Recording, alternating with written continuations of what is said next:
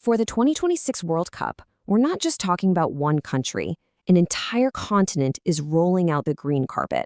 So get ready for a grand tour of the 16 incredible stages that are going to host the biggest football tournament on Earth. Let's dive right in. To really get a handle on the sheer scale of 2026, it helps to think of it as a three-part orchestra. We've got 16 totally distinct venues, each with its own vibe and its own story, spread all across 3 nations. And together, they're about to create one unforgettable symphony of football. Now, every great show needs a legendary opening act. So we're going to start our journey right where the tournament itself will kick off, in Mexico, a true cradle of football legends. And at the very heart of it all is a true icon, Estadio Azteca in Mexico City. I mean, this place is so much more than a stadium. It's a temple of football, a hallowed ground where some of the sport's most sacred moments have happened.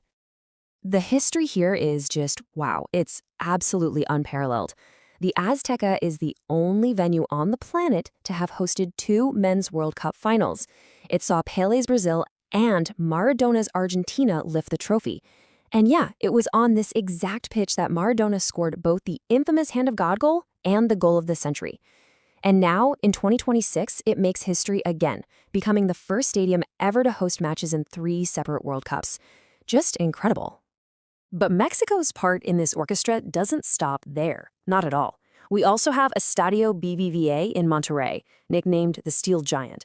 And you can see why. It's got this striking design set against the absolutely breathtaking backdrop of the Serra de la Silla mountain.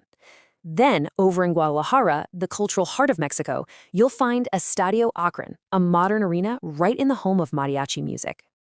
Okay, let's head north for the second part of our orchestra, Canada. The Great White North is bringing 2 seriously state-of-the-art arenas to the world stage. So in Vancouver, you've got BC Place, which is definitely no stranger to the global spotlight after hosting the 2010 Winter Olympics. And that cable-supported retractable roof, it's a total engineering marvel.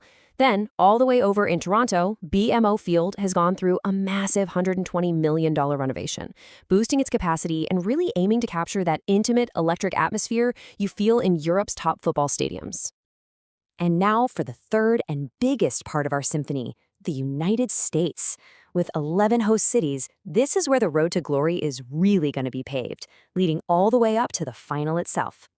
First, let's just talk about scale for a second.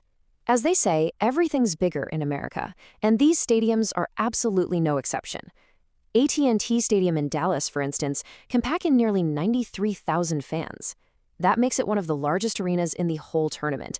I mean, these are true modern-day coliseums.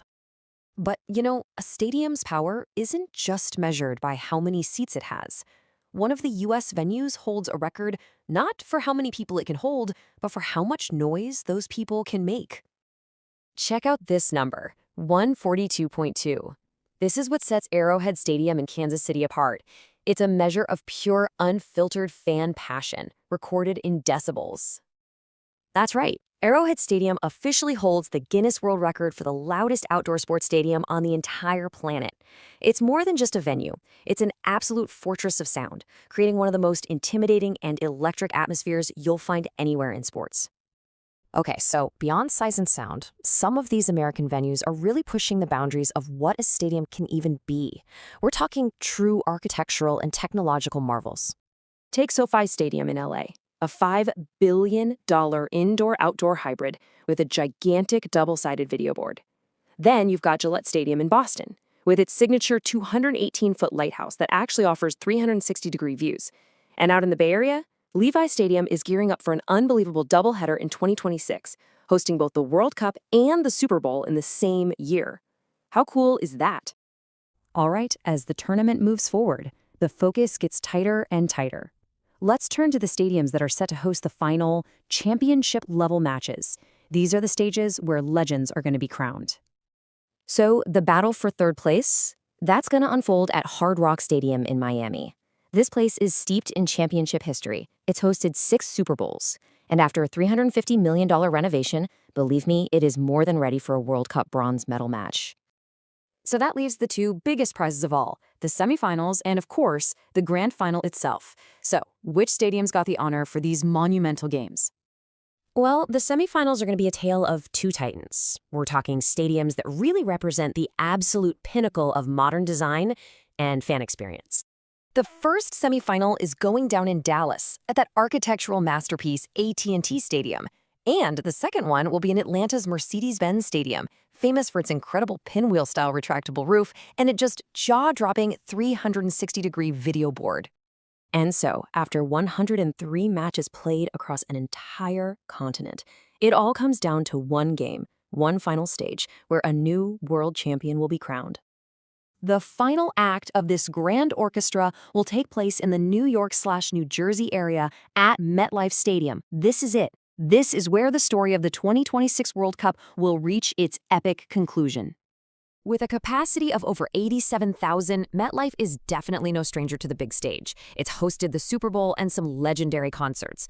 But on July 19th, 2026, it's going to fulfill its ultimate destiny, hosting match number 104, the World Cup Final, the world's biggest game played just outside the world's most iconic city. And there you have it, 16 totally unique stages, from the historic Azteca to the futuristic SoFi and the grand finale at MetLife. 3 nations coming together for one incredible symphony of football. Each and every one of these venues is ready to play its part. So the only question left is this. Which one of these incredible arenas is going to give us that single, iconic moment that defines the 2026 World Cup forever?